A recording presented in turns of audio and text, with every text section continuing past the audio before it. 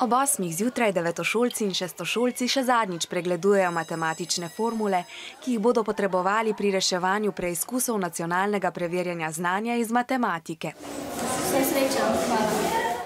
Letos je nacionalno preverjanje znanja prvič obvezno tudi za šestošolce. Malo sem živčna, ker čisto ne vem, kakšen test bo, a ne. Pa nisem nič bil živčen. Malo sem se s kulijem igral, no pa za lih ni tako pomemben. Se ne šteje za oceno. Rezultati res ne bodo vplivali na šolske ocene, pomembni pa utegnejo biti za tiste devetošolce, ki so se vpisali na srednje šole z omejenim številom mest. A ker bodo preizkusi pokazali, kako uspešni učenci so, tudi šestošolcem ni vseeno. Zelo resno jemljem zato, ker zdaj celo Slovenijo tekmujemo z šestošolci in tako da bi rada dobila čim večji rezultat. Da se sama preverim v znanju, ker sem ga čez leto pridobil.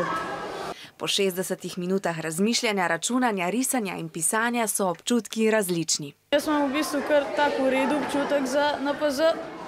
Mislim, da je bil kar dosti lahek. Mislim, jaz sem težjega pričakoval. Imam ful tak slab občutek, ker nisem prepričana, da bi dobro pisala. Najtežje mi je bilo decimalna števila. NPZ-je so v zbornici skrbno pospravili v ovojnice in poslali na Republiški izpitni center. Kako jim je šlo, bodo devetošolci izvedeli 2., šestošolci pa 9. junija.